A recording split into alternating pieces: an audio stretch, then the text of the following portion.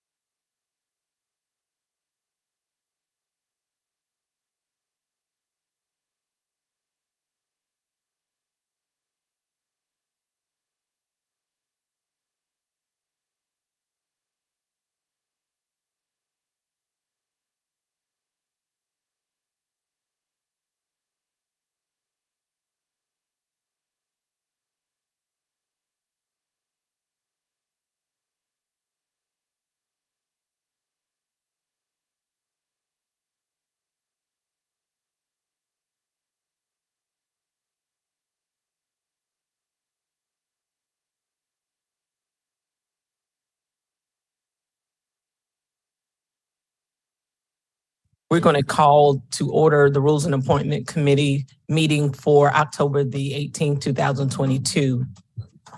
Ms. Carrillo, if you will call for the roll. Thank you. I lost it for a moment. Malinowski. Here. Barron. Here. Mackey. Here. Motion approved. We have a quorum. Rubbing off, whatever it is. Our next order of business is the approval of our minutes from October this 4th. You can find those on pages 7 through 13. Do we have any edits that we need to put forth? No, ma'am. If not, Ms. Carrillo, call for the vote. Malinowski. Oh, yeah, that would help, wouldn't it? Gracious. Second. Now, Ms. Carrillo, let's slow this train down. Malinowski. Yes. Barron. Yes. Mackey. Yes. Motion approved. The next order of business is the adoption of our agenda. Do we have any changes, Ms. Carrillo? No, ma'am. I'll accept a motion to approve our agenda. Second. Ms. Carrillo? Malinowski. Yes. Barron. Yes. Mackey. Yes. Motion approved. Thank you. Our next order of business is to, we are going to go into executive session to conduct interviews. And so at this time, I'll entertain a motion to go into executive session to conduct interviews. Motion to go into executive session and conduct interviews for the Central Midlands Council of Governments Board. Malinowski. Barron. Yes. Mackey. Motion approved.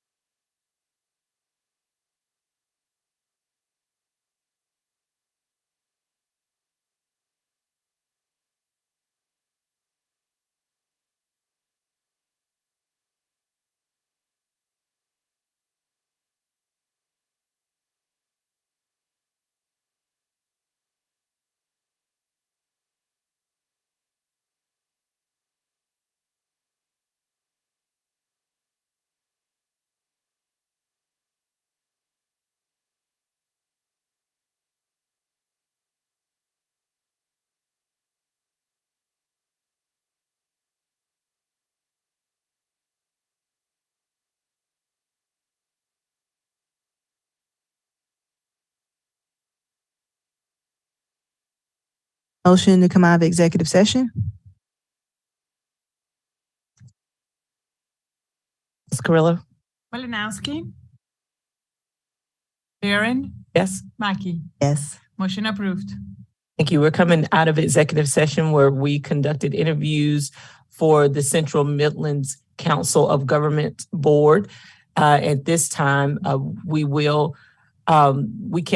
what I'd like to see us do is just to look at each one, or I will take a recommendation because we are appointing one person at this time. So I'll take a recommendation at this time.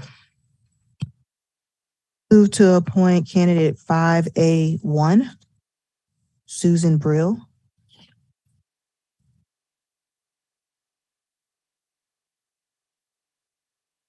There a second? I'll second it for discussion. Any discussion? Thing I do recall is some of the comments that Ms. Brill made, I did not believe were 100% accurate. One of them I recall is her statement about she was so glad that the bus service now had a permanent source of funding. It has a temporary permanent source of funding, but it's not permanent forever. So I don't know what she was referring to on that. And that was a big mistake. Along with other things she said, I just didn't believe really accurate. Oh, I will say that as we move forward with interviewing these boards and commissions, that, it just kind of sparks me to note that where I think stability is great for these boards, and to note that we have incumbents and they weigh heavy. But at some point I would like, and I know we've already started the push for this with looking to make sure that applicants or incumbents, they have a break after they've served a little bit. And so I'm just really even thinking further as we look to really make sure that these boards reflect the constituency base of Richland County as we move forward. So and that's just, it's probably a big ramble, but I do have a concern about as we look forward for years to come. Any further discussion?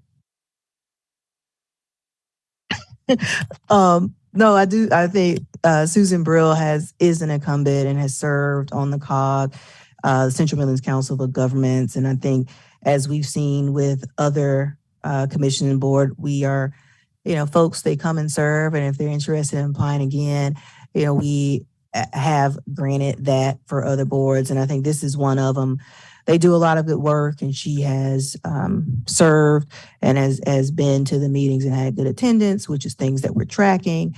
And so I do know that we have made efforts to appoint new folks. There are new people appointed to the COG that we appointed the last time, but definitely want residents to know that if they serve and they have great attendance and they provide value, and if they want to continue to serve and there is the possibility to do so, then hopefully we'll continue to support their service. So thank you, Ms. Mackey, and please note that my statement was not directed towards Ms. Brill at all. It was just more of something that I wanted to say on the record, because you are absolutely right. I think that having that stability, having those individuals who are committed to being present and pushing those organizations forward that they serve, definitely. That was just more of a here, let me say this now kind of thing, not directly towards Ms. Brill at all. Mr. Malinowski. Ms. Carrillo, do you have a list of those currently assigned or appointed to this board there? And the reason I'm asking is I just wanted to know is Is Miss Dixon still on that board? I didn't think she was. No, she's No, not. she's listed. not. That was one of the other things that I thought Miss Brill alluded to is when she was talking about helping aging seniors, and I didn't know if she was referring to Miss Dixon's assistants currently or past assistants. She didn't make that clear, and she also made a comment or asked a question about, well, what can we do for lighting up on Clemson Road? Well, if you've been on that committee, you know that there's no funding available, not just from them, but we here in the county a few years ago sent out a questionnaire and tried to get funding for lighting as well, and it did not materialize. So I just think that as someone in a position like that, on an important board like that, you should kind of be more in the know and up on these things. Madam Chair, if appropriate, I'd like to make a substitute motion. I'd like to move that we appoint, and I'm looking at our current agenda. Okay, that's the interviews. Let me get to the appointments. That we appoint 5A5, Tammy Green.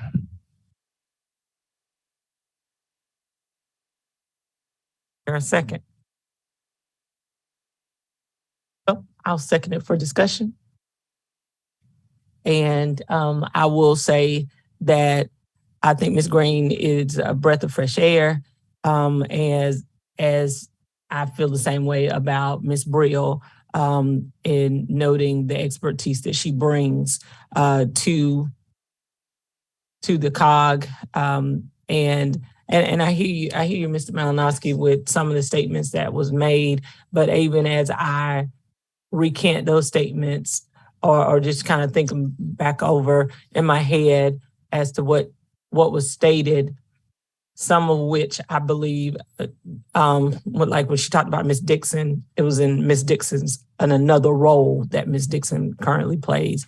So some of it, I think the waters got muddied a little bit, but I stand to have a conversation about Miss Green, but I would like to see that we had, while as I say, okay, yeah, we need fresh blood, but do we need fresh blood with little to no experience?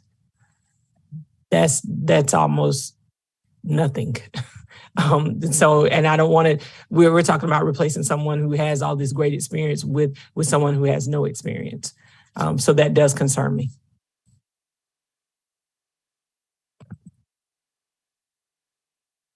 That experience, however, and I'm just thinking about the interview of Ms. Brill. I believe that experience is possibly in the waning era because of she seemed to really drift off on tangents and didn't stay focused on some of the info that she was being asked or what she's doing. And I'm not sure. I don't know. Well, I didn't look at the attendance record.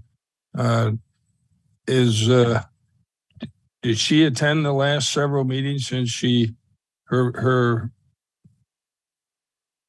came available? She did not. Oh, you're gonna look too. It is my understanding that she's not currently on the board, so she would not have attended meetings.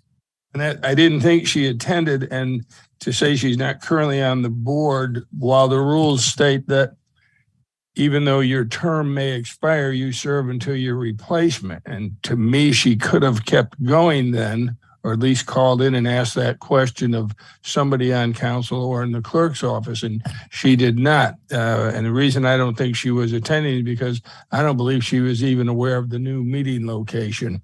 And I know I had mentioned that to her, and she seemed surprised. So you wanted her to attend meetings that she wasn't on the board for? Is that what you're saying? She was on the board because the rules state until your position is replaced on any board, committee, or commission, you will continue to serve. Now, you don't have to, but if you're so interested in serving and being there, I would think she would have continued.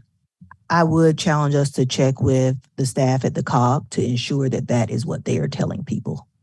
Even though that may be the rule, That's our rule here. I would check with the staff at the COG who communicates with the board to affirm that they are telling people that before we make that announcement. Yeah, I thought the fact that we had that rule, it would carry over, but I guess not then. Well, and to that point, that we also, let's take note, since I got on this committee, we were making adjustments to the descriptions and all of which. So I don't know if that was even something that was a stand-in prior to us starting to look at that. Mr. Wright? I believe that Mr. Malinowski is correct, that until there is a replacement, you continue to serve, or at least you can continue to serve until there is a replacement. And as our representative of the COG, our rules would apply to that individual. So I would agree with Ms. Mackey. I would agree with Ms. Mackey that that's something that we definitely need to make sure is being properly communicated. It could be, it could not be. We don't know, but I think it's not fair to make an assumption on that at all. So if there isn't any further discussion, Ms. Carrillo, there's a substitute motion on the floor. So for clarification purposes, the substitute motion is to nominate Tammy Green. Correct. Malinowski? Yes. Barron? No. Mackey? No. Motion fails. So with that, we go back to our original motion, and that is to appoint Susan Brill.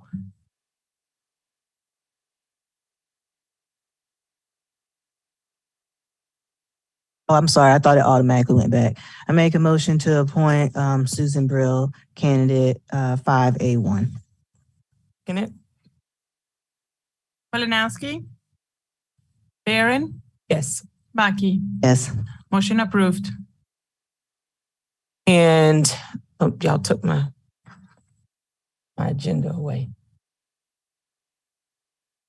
Order of business for discussion, and that is discussion/action, and that is 6A, which is the review of the comprehensive rules. And those items are on pages 14 through 40. The last couple of meetings we spent going through the rules with legal, as well as providing our suggested input. Is there anything else that perhaps we need to lift up? Because I sure would like for us to be able to send this to full council.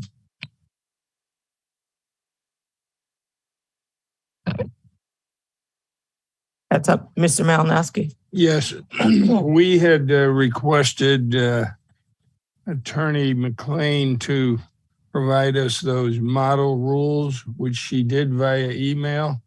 And at 95 pages, I was not going to sit in front of a computer and look at 95 pages. And when she was suggesting we follow model rules in some of these areas, I kind of thought that the rules we had were a lot briefer than having a 95-page booklet to try and refer to. So I would just say I think we need to eliminate the model rules from these rules.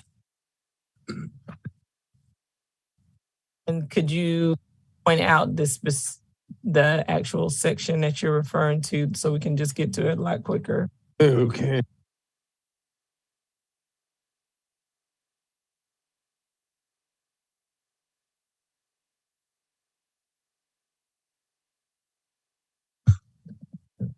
Madam Chair? Yes, sir. I think what the request was from last meeting was that it be provided so that y'all could consider it. So I don't think there's anything y'all need to do regarding the model rules, since we have our own rules at this point. So you don't have to say that you don't want to go by the model rules, because we aren't going by them right now. Very well. Thank you. Any further points of discussion? Anything else?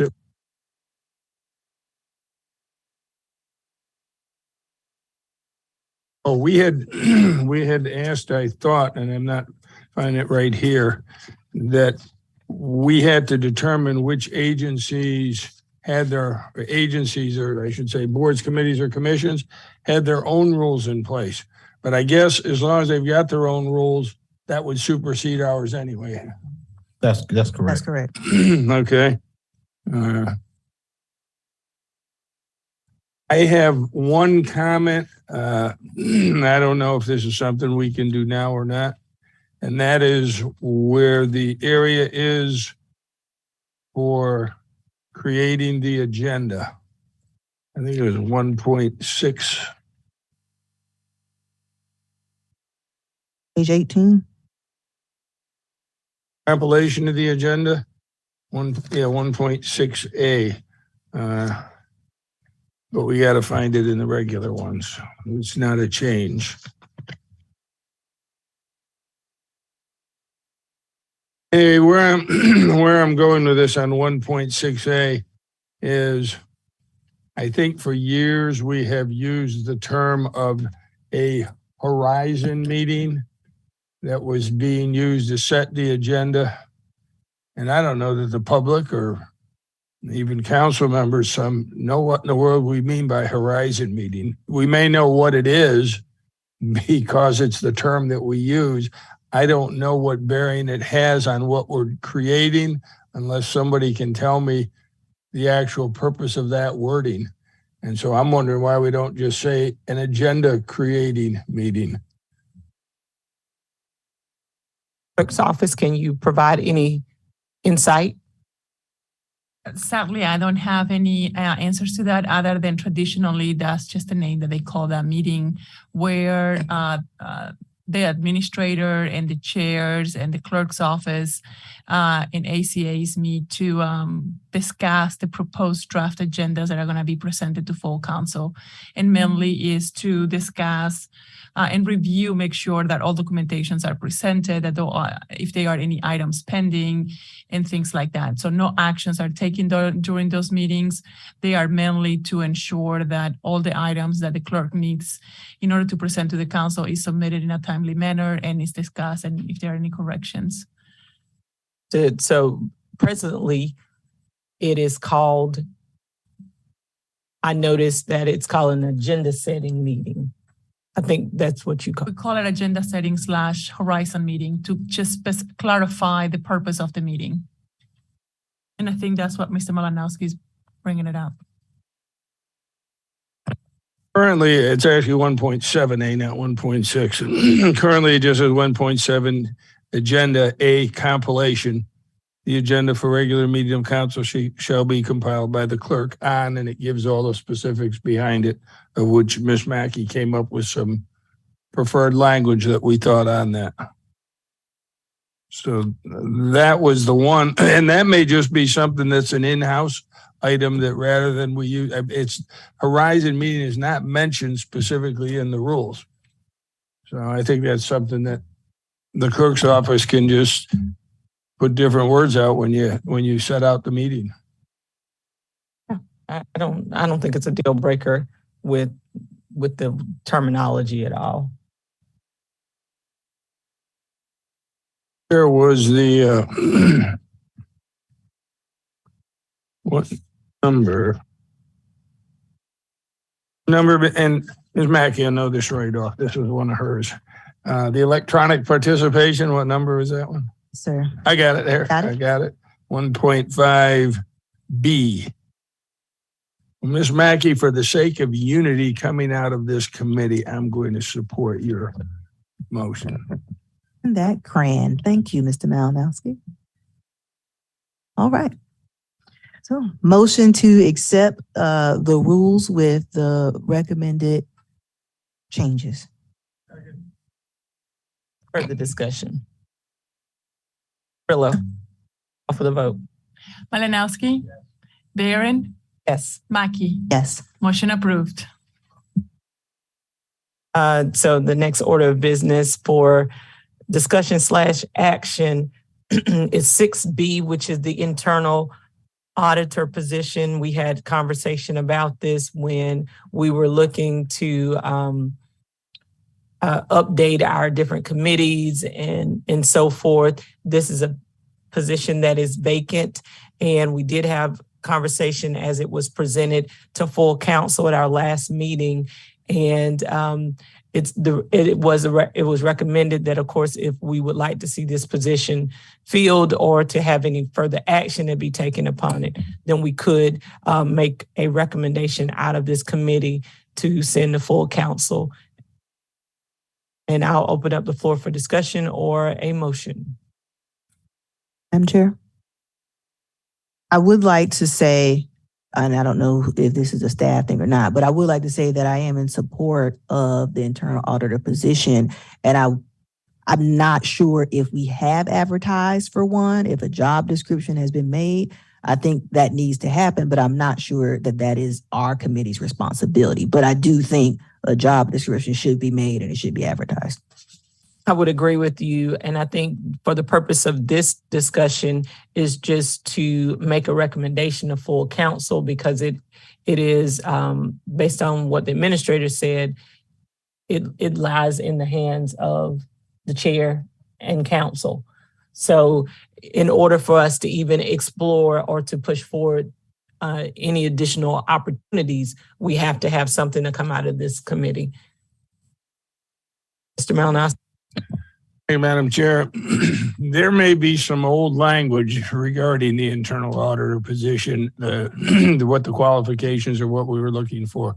I don't know. You haven't seen any of that? I believe that's a brand new position. So the job description. It is, and I'm probably thinking of the language for the committee members, which we've got language for the internal auditor committee members, but we've never had the internal auditor. So I don't know where that language came from. But I would make a motion that we request council to create language relating to qualifications for an internal auditor position, followed up by the advertising and hiring of an internal auditor. I'll second for discussion. So I agree with what you're saying. I guess my question is, where does that then go? So are we just making this motion to go to full council? They approve, staff will go develop it and then bring that back to full council for approval, or are we just telling staff to do it and we don't need to see it again? My understanding is that the internal auditor position will be one under the control of council. We would get to so see. It'll be up to us to have to make sure it's advertised, interview like we do for the clerk's position or others, and do the hiring.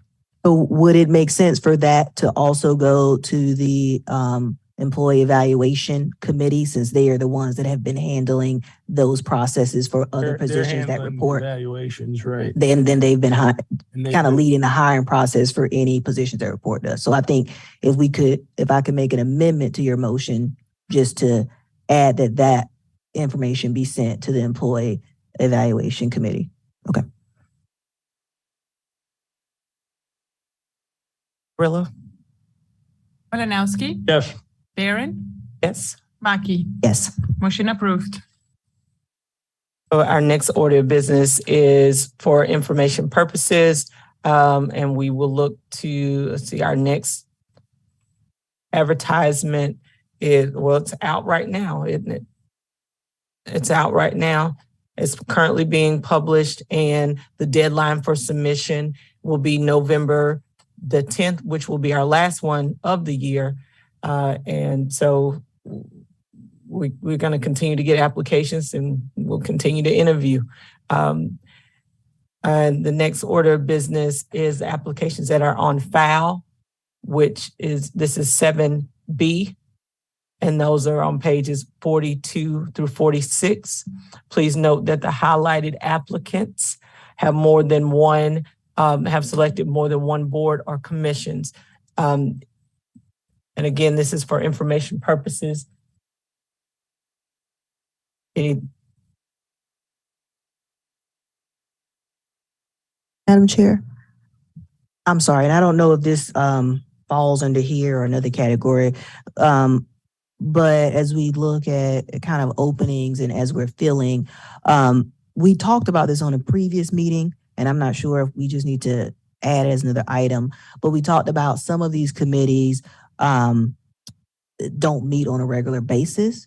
And so like the Board of Zoning Appeals, they only meet when an appeal comes. And so a person's time may elapse, right, or run out, but they've only really ever served or only went to 2 meetings, right? And so it's a little different than some of the committees that meet every month. And so even when you look at their attendance records, it might look like, oh, well, they haven't been it. Well, it's really because they maybe just got on that year and it hadn't been a meeting. And so I would like us to look at some of those committees who don't meet every month and maybe meet as needed, and maybe look at how we fill those, just so because we're showing vacancies, but really some of these people could probably stay on because they haven't actually served that long. Yeah, so maybe it's not really a vacancy per se. What? I was just going to add just to that. I'd like to ask the clerk's office, as we schedule interviews, let's take into consideration how often they meet, because we know that there are many committees and boards that meet monthly. And they have vacancies. So when we interview, I would like for us to try to hit those groups that meet regularly so that we can go ahead and fill those spots, because we know that they're in the trenches working on a monthly basis versus those that meet periodically or as needed, if we can look at that. Mr. Malinowski. And then the same tone as what Ms. Maggie was saying, because I was going on page 5 of our agenda down to the last 2. Employee Grievance Committee, and says it's in transition, and Procurement Review meets on an as-needed basis. For any of these that meet on an as-needed basis, like your Board of Zoning Appeals, the Procurement Review Panel, can't we just put a date in there that says last met on, and we've got a date, and then we can look and say, oh, well, they haven't met for 6 months. That's why there's no attendance record. May I be recognized? Some of them haven't met because they don't have a quorum. So we have appointments haven't been made, so they could meet because they don't have a quorum. Then I think we still need to indicate that here, so we know why people aren't making meetings. On your report, on some of them, you will be able to see that it states in there that they don't have a quorum. On the Like note TPAC. section, on the yes, on the note section states that, so you can see that. And I think that after review and all of this, if it's appropriate, Chairwoman Barron, a recommendation will also be made that on the application form where they're submitting for the report, currently we don't have a spot to put in there for them to check mark if they meet or what the reason that they did not meet. So I would like to ask you for your approval to ask IT to add that option on the attendance form. So for boarding committees who are not meeting often, that they also have the option to put in there the reason why. Instead of marking in there, no, they haven't attended, because technically, like Councilwoman Mackey said, it's not that they haven't attended, they just haven't met. So, but their attendance is marked as no. So if it's okay with the committee, then I will reach out to the IT department and ask them to add that option of they haven't met for X particular, where they can fill in there the reason why. I don't have a problem with that. Anyone else have a? So with that covers our advertisement, and I scroll down.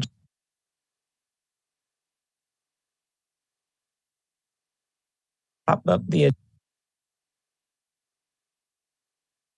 Really at the end, Madam Chair. We are at the end, aren't we? Mm-hmm. So we were just the last item for information was 7C for the boards and commissions, where you see their attendance report.